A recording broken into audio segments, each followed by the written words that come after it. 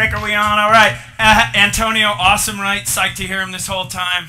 Hi, everyone. I am Ted Rheingold, and I am so psyched to be here. This is such a great event. It reminds me of events from earlier that I haven't been to in a while, I haven't experienced in a while. We used to do these in San Francisco, and they'd be under the radar, and we wouldn't have sponsors or anyone else because it would just kind of ruin it. So it's amazing what they've done here to allow this to grow to this size and still keep this incredible passion and excitement. So you guys are all doing great.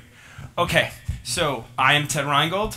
I founded some sites called Dogster and Catster a long time ago. Well before the term social networking was even used, I realized that a lot of people wanted to talk to each other about a common passion.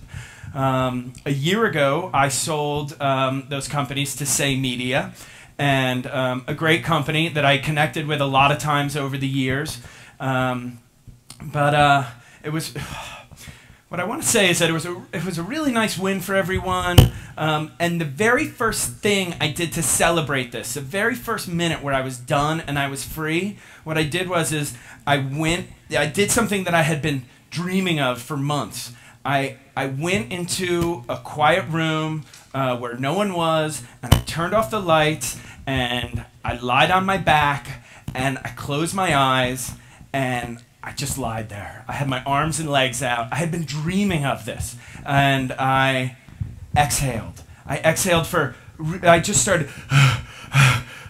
It was, I didn't even know I was going to do that. I probably did that for about half an hour. I'm not exaggerating.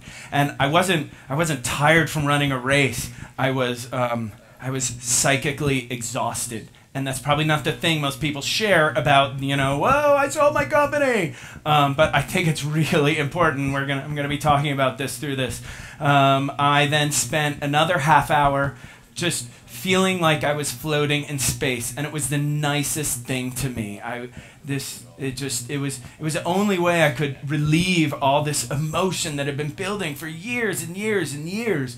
That as the business got more and more serious and more employees, I just had to keep controlled and maintained. And you don't foresee this happening when you start your business. You don't expect. You just find yourself in it.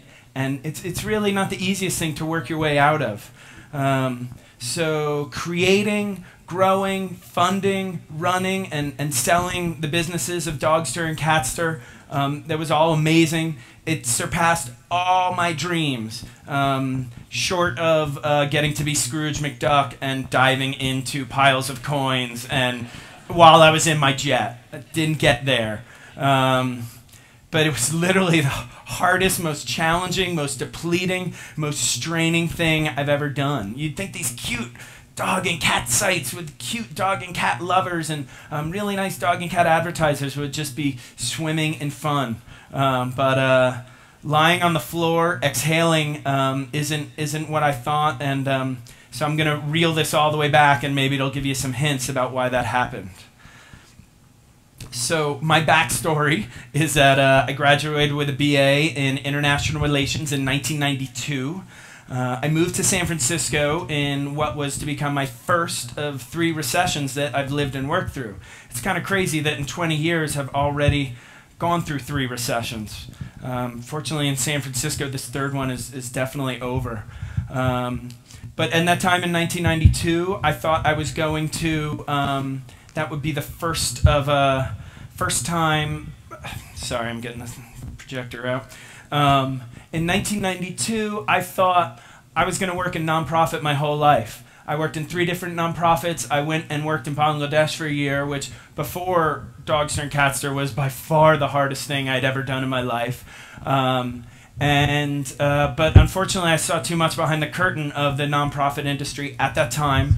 There's really been some great changes. In 1996, I took my first job in a for-profit company because I knew about 2/3 of HTML1, that was good enough to get me in the door. Fortunately, it turned out to be an amazing company called Preview Travel. They had a great meritocracy, and there I learned all of HTML. And then I went on to learn Perl, and they hired from within. And it was a real revenue-focused company that was also consumer-focused. They second website to sell plane tickets online, first AOL presence to sell plane tickets online. We did plane bookings for Excite and WebCrawler. And in 1998, that company went public. And I took my .com thousands, because you don't get too many shares when you only know a part of HTML, and went traveling for a year. I had thought that every company I worked at in technology would be like that forever. Really great people, really passionate, real team-oriented. And that did not turn out to be the case. I came back, I worked for a couple .bombs in hindsight, and while I got paid well, it wasn't the same at all.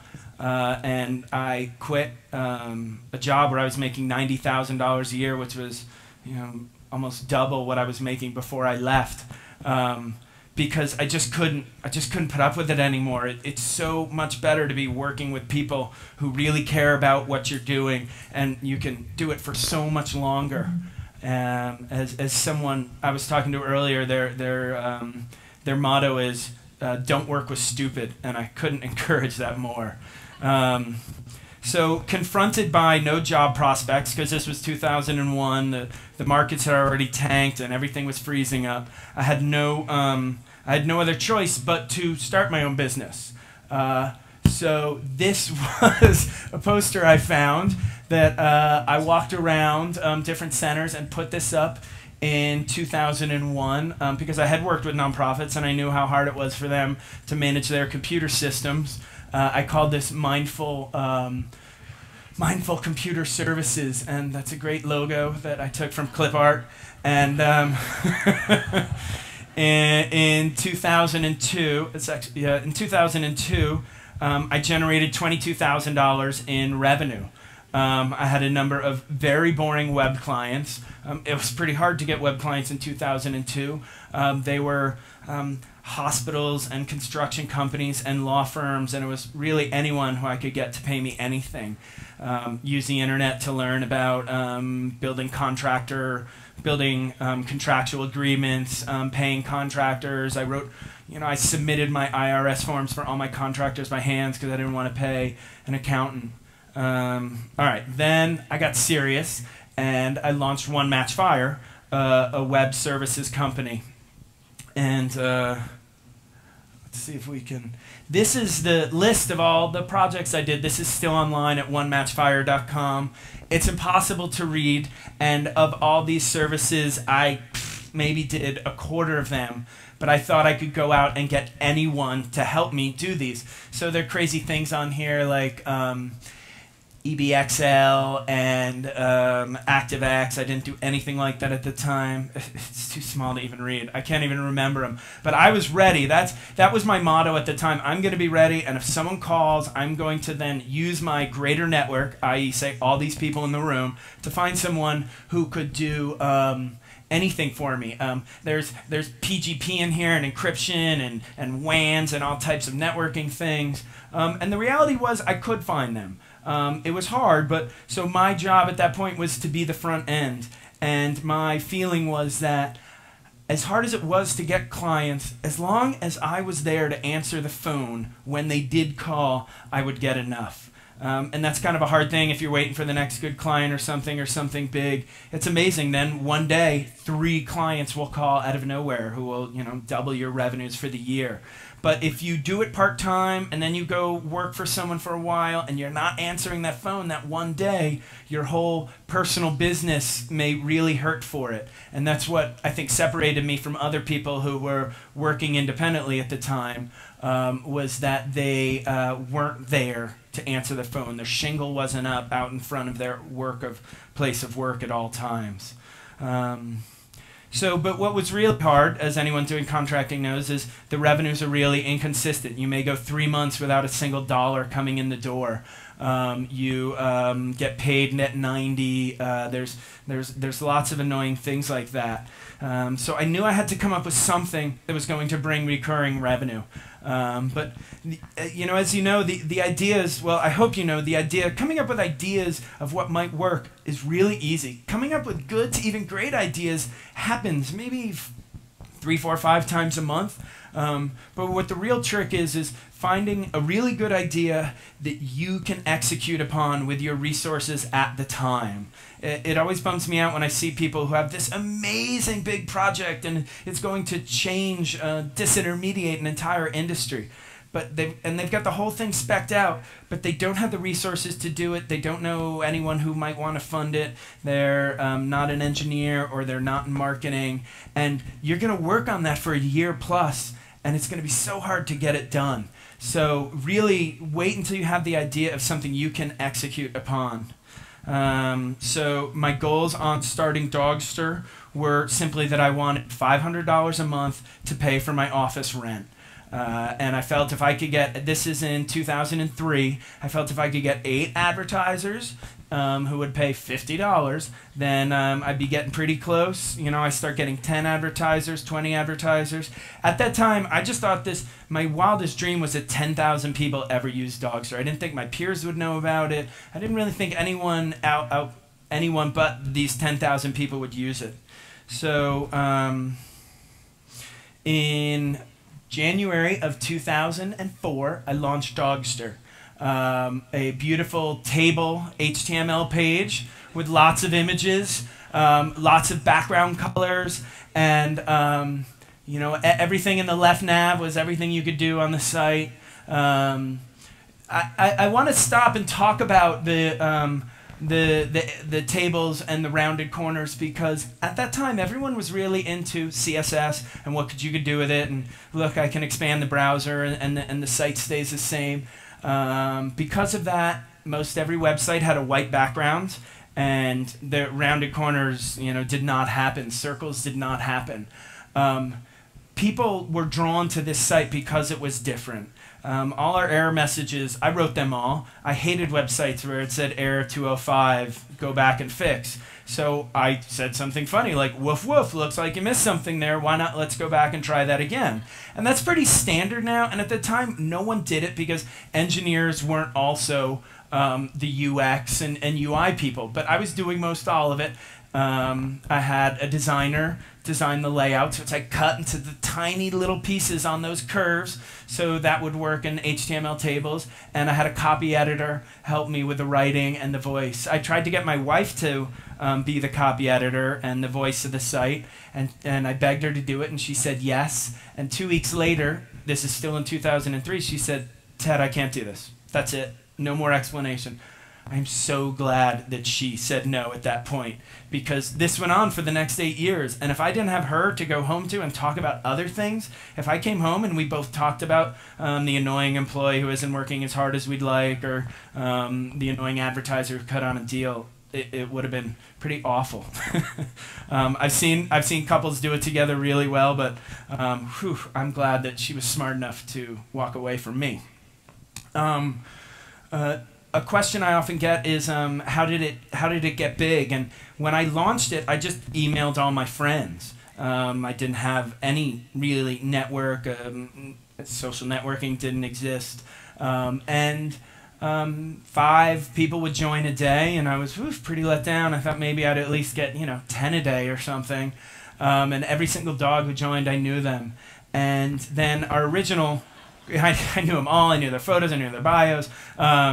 Our original growth hacker, to use a term that people like to talk about these days, turned out to be my fiance, my wife, who posted 1 2-sentence post to Craigslist Pets, and very delicately said, "Hey, there's a site where you can make a web page for your dog. It's called Dogster.com." And that was it. That afternoon, 100 people joined, and from that day on, hundreds of people joined. And by the end of March, 50,000 dog profiles would be created. I was on CNN headline news. AP Story went national. It was in Slashdot, which was my epic read of the day. Every day it was in Wired, and I started getting requests from the first advertisers. That's a picture, a self-portrait of me in front of the fake San Francisco backdrop at CNN when I was being interviewed. That March, I went to South by Southwest and at a panel where I just asked a question. I didn't even want to talk about it. I was kind of embarrassed compared to all these people on the panel. I ended up meeting Evan Williams and Biz Stone and Matt Mullenweg and Richard Yu, the Rackspace co-founder, and Jim Young, Hot or Not co-founder, who became an angel, and Philip Kaplan. And it was, but here's the thing. I went to South by Southwest the year before in 2003, and I didn't know anyone. How many people here walked into this event not knowing anyone else who's at this event? F yeah. It's so important to go out there. I go to this event. I'm in Austin. I spent every single dollar to get there. You know, that was the year I was making no money. And I'm going to talk about networking in a bit, but it's so important to just keep going out and getting out there. Okay, so, you know, but so that was just so great. I met all these great people and had all these great conversations, and, you know, I'm on the news, but this was my reality still at the time. This is a picture of a closet, right? Well, I went to my old apartment where I lived when Dogster started, and this is now the closet of my old roommate's wife. That used to be my bedroom. When I quit that .bomb job, I moved into this $400 a month bedroom because it was a really great way to save money. And then Dogster started being built in a hallway, basically where my desk was. And then when things got better, I moved into a bedroom, and this was my office. So for all the greatness that was going on and being on the news, I was still in this dingy little room that looked out into where the pipes were in between these buildings. And I just couldn't believe it when I walked by the other day. That was my office. That was where all of Dogster started. That was where advertisers were calling, and I was faking all types of things. And it was, you know, and if that's where you are now, or that's where you've been, I mean, it's just awesome. You can absolutely fake it. And it doesn't matter. You don't need that big office. You don't need any of those things. It's a really big roller coaster. Which leads me to my next topic, the roller coaster.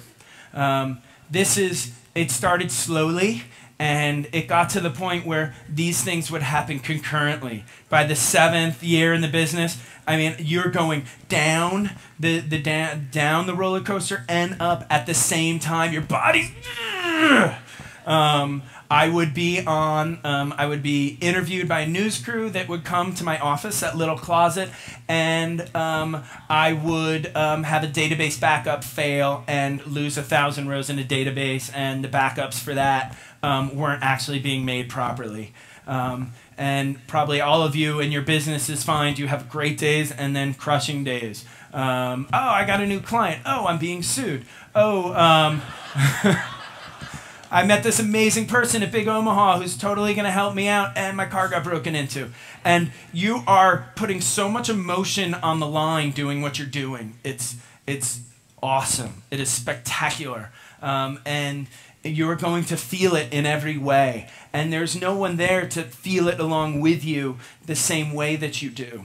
And the problem that happens is you've got to deal with that. You've got to off-gas that, so to speak. You just can't. So I found that I got to the point where when something really good would happen, I would kind of have like battered spouse syndrome, where I'd be like, oh, what bad's gonna happen? I really did. Like a great thing happened, and I was just like, waiting for it. And it got to the point where what I did was, as the years went on, I said, okay, just good things happen. Don't get too excited about them, because a bad thing's going to happen, and you don't want to feel that too deeply. So just ride it all out. It's just going to keep happening. And that worked pretty well until one day, pretty late in a Dogster, we had a really great event, and our lead designer looked at me and be like, Ted, this is awesome, right? Aren't you psyched? And I was like, yeah, I'm psyched. I'm really psyched. She's like, you don't look psyched, Ted. And I was like, no, that is really, really great. And I realized that I was putting out this unpositive energy. She didn't know what was going on through all my head. She thought something really was wrong, or that I wasn't happy with the work that was being done. And it just kind of crushed me that I had to take this with a 1,000-mile stare the whole time. I mean, this was well after tons of fundraising. This was well after the recession in 2008 kicked in. And I was just walking around like an unemotional zombie. And incredibly results-oriented, and I was really happy, and I knew that later I would be happy about it, but I wasn't letting myself be happy, because when the bad thing happened, I needed to be the person who could be like, you know what, we're just going to keep moving on. And it might give you some idea why I spent an hour just exhaling when it was all done. So, all right. I'm going to... This right here is a picture of Jeff Clavier. This is from 2005, and this was from an event that I talked my way into. Jeff went on to become our lead angel and was with the company the whole way. But I want to talk about this because I want to talk about networking.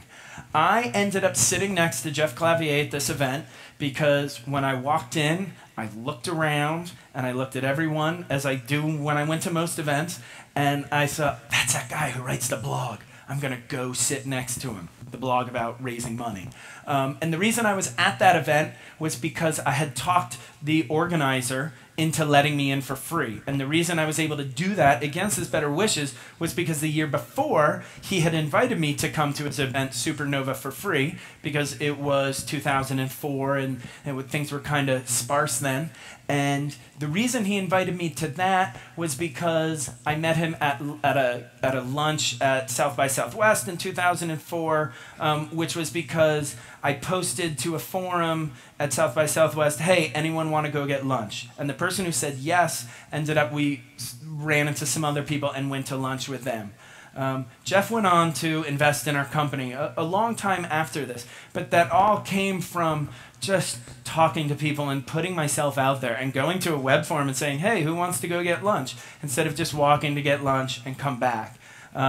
Everyone here can be doing that the whole time. You should, if you're not comfortable with it, find ways to be comfortable with it. Learn how to start a conversation and, hey, are you from here? What kind of work are you doing? I met some developers this morning. I hope, maybe they could work for us, or I would like to meet a lot more people while I'm here. It never ends. We're all going to be working together for a really long time. I mean, if anyone's right about ages, in our 90s, I could be like, oh my God, I finally got the dream client. I wish I had someone to help me. And that's the point where, I just think your name and boom, we're working together 5 minutes later. Right here, everyone here, this is your mafia, so to speak. You may get a little frustrated when you see, oh, PayPal Mafia, expat does this or that. Oh, those people all know each other and they have their, the old boys club is now the Silicon Valley Club or the PayPal Club or LinkedIn Club or whatever. There is totally a big Omaha club, and you guys are all moving up together in parallel, and it could be the Nebraska Mafia. I don't even like the term mafia, but it all starts with people starting their own things and being peers and working together. Have coffee or lunch or beer with anyone. Just say, what are you doing? It's a great break from work. You walk out of the office, you talk with someone about their problems, about their insights. It adds so much to everything I did the whole time.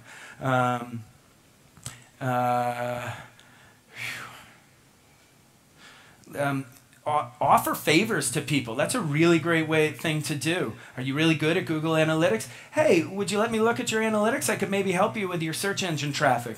Or something I always do is like, wow, you've got a really great property there, and it seems like there are a lot of people who are trying to talk to each other. I'd love to be able to just talk with you about how you're helping them find each other and talk more.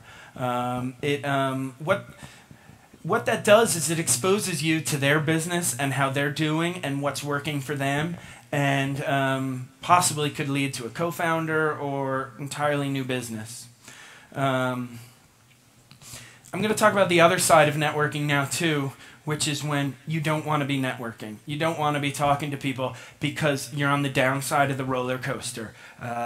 You lost a client, traffic is dropping off, you had to sunset an app or a feature, and those things are really, really hard.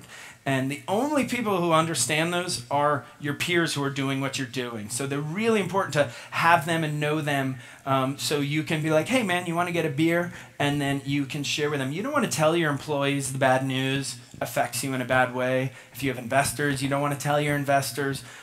So then you keep that all inside, and it's really dangerous. It leads to that psychic energy depletion. So strategies for dealing that are: build a public persona. Just because what you tweet on Twitter is coming from your name doesn't mean it's you. Learn how to say, well, I would go to events and people would say, Ted, how's it going? And I would tell them the good news and the bad news, and they just look at me kind of horrified. And I'm trying to, get processed through this, and they just wouldn't know what to do. They just wanted to be polite.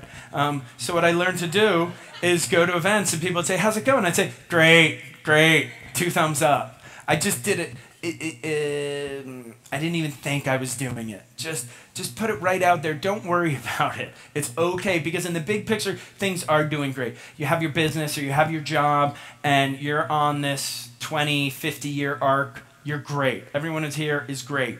So you can just say that. You don't have to tell them the bad news. It really helps a lot. There's a scene in Moneyball where Billy Beane, right at the beginning, he flies to Cleveland. He's having an awful morning. He goes into, it's not quite the lion's den, but he's surrounded by all these unpleasant people. And the manager for the Cleveland Indians says, how's it going, Billy? And he goes, fantastic. And it's so, believable seeming from him. But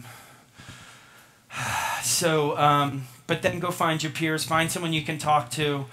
Don't let it build up too much. Don't think that you should have to have this all figured out. Everyone's faking it. Everyone's just a chapter or 2 ahead of you in the book. No one has really mastered this. No one has this giant roadmap that shows them. They're all just, in the dark, reading with their fingers and guessing really the best way to go based upon everything they know. So don't feel that you don't have those traits or those abilities. I want to talk about the joys and pitfalls of being a revenue positive business. So Dogster launched coming out of this nuclear winter. I watched so many companies destroy themselves because they raised too much money. You could think we could name, probably 100 of them if we whiteboarded them. And it was just so disastrous to me. I had a really bad feeling about venture capital. They were not, as a whole, were not nearly as smart and qualified to be developing these businesses in a way that really let them grow to those perfect inflection points. So I always wanted Dogster to be a profitable business. And it was amazing. Within, we raised $100,000 from friends and family in 2005. And within 2 months, we were profitable because we were able to quit our jobs. For 15 months, I was still doing client work for One Match Fire after I had launched Dogster because it wasn't paying my bills. I didn't know if people were going to be coming back in 6 months. I didn't know if I could get people to work on this full time. My partner was doing wholesale mortgages for Citibank. The minute he quit and worked on Dogster full-time was when our ad deals started kicking in because he could answer them immediately, he could get back immediately. Some advice I got at the time from a guy named Andrew Anker was, you can't hedge your own bet, Ted. If you're going to make this and you want to do this, you have to do it all. Otherwise, you won't know. If you only do it 80%, you won't know if it would have succeeded or not. You only doing something 100%, do you know, is that really going to work or is it not going to work? So we started doing it 100%, and it really did work. So, then you get to things like this. That was a $100,000 check from a sponsor in 2005 that was a $350,000 annual sponsor. So sweet. They just had a brand logo on the page. It wasn't an ad deal. We didn't have to show them metrics. We didn't have to. They just wanted to be part of the goodwill of the site. In hindsight, I think that was the biggest deal, biggest single deal the company ever got. We had a $500,000 deal with Purina, which after the collapse of 2008, they yanked on us. So this went down in our very first huge deal was the biggest individual deal of the company. Now at the company I'm at, Say Media, $350,000 is a big deal as well there. They're always happy to get those. So we didn't realize kind of what was going on at the time. So we love this. We were able to then grow the company based upon the proceeds of these revenue. We hadn't done an angel round yet. In 2006, we did our angel round because we were profitable. When we showed our numbers to people in 2005, they're like, oh, that's neat, that's interesting. When we became profitable quarter after quarter, that's when people really leaned in. That's when they really wanted to get involved and figure out what was going on. So this became our mantra. Let's always stay in the black. Let's always grow in a sustainable manner. It ends up not becoming a trap, but it becomes very tricky. And this was really hard for me to learn because there wasn't a point where we could grow that much faster. If we needed to quickly add on 3 engineers to make a whole Facebook platform, we couldn't. We could put 1 engineer on it. And if an advertiser deal came up, then we had to pull that engineer off that to do this $50,000 advertiser deal. In hindsight, maybe we should have kicked ass earlier on Facebook in 2008. Another real trick with being profitable or break even is you have proven to anyone who's considering about investing in the company exactly what your financials are. And as that goes on quarter after quarter, you've now proven what your growth and acceleration rate are. And God forbid you have 1 bad quarter, now you've started showing that you've peaked and now you're on a downward decline. And anyone who's done this will know, raise money before you've even taken in $1. So you don't have anyone asking you. You don't have any proof of how bad it could be. When really all everyone wants to see is how good it could be. And by bad, it's if you want investors, you want to be able to grow really fast when you need to. I guess that is bad. It was great because we were able to get through, we had all these advertisers, and we were able to do things that lots of other businesses couldn't do because we had this revenue that we could count on. And things were very wonky in 2006, 2007. Some great companies came out. There were some great exits.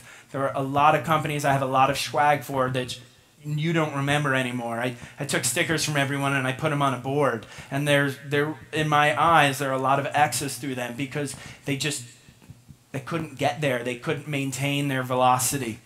And it is I'll show you a little bit more about that because sometimes it's about survival. When the Great Recession of 2008 hit, holy fucking shit.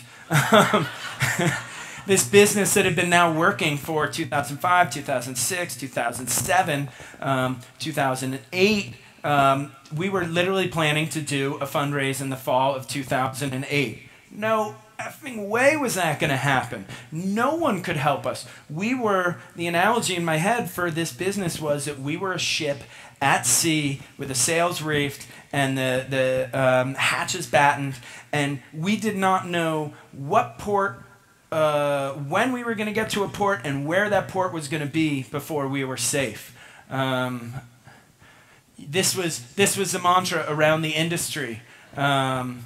This is really brutal. This is a presentation that we gave to the whole company on the day we had to do layoffs. We walked in, we told people who were being laid off, it was about like 10%. And then we invited everyone to watch us together, both the people who had to be laid off and the people staying, about how we got there. I only cherry-picked a couple of these slides. You know, this was brutal. If it wasn't for our own advertising revenue, we would have never made it through. If we had to go out and raise a round, it would have been so hard. Or, more importantly, when we sold the company in 2011, it would have never happened because we would have gotten too brutally diluted now for the deal that we did to have worked out for everyone. We were doing $200,000 a month in revenue at the time, and we were seeing advertisers yank deals. The virtual spending on our gifts, the real spending on our virtual gifts dropped off very quickly. I would talk to people on the phone, and they'd say, you know, I'm not sure how we're going to pay for my kids' school, so I don't think buying these virtual gifts is something I could spend money on. Yep. No more salesmanship there. End of story. You know, we had... so we had to get down. We had to be ready for this. It absolutely saved the company, and it was absolutely the hardest thing I've ever done. I mean, back to lying for an hour, being exhausted and panting after one of the best things ever happened to me. I mean, it was because of this. The money in the bank was what we had. We didn't even know if our accounts receivables were going to be paid. This was what we went through. All those people laid off. These positions were changed. Everyone had to take a salary cut. Founders took more. All our contractors, vendors, we went back to all of them. So the amazing thing is that this was in fall of 2008. 2009 was the best year for Dogster Inc. The most total revenue, the most profit, the most efficient production. That was because we got our expenses way down. We cut everyone who wasn't an A+ player. And what happened there was we cut out time that we were spending on B people, and we were able to produce product faster with less communication, and the advertisers came back to us because we were now an existing media property where they could still put their budgets. Buying periods went down from a 6-month advance notice to 6 days. I mean, it was crazy. We would get RFPs 6 days before the product was supposed to go live. We would hustle for that, and then the day before it was supposed to go live, the brand would sign off to the agency that they could do that deal, and the agency would sign off to us. Can you show me that number again? Ooh, 2 minutes, okay.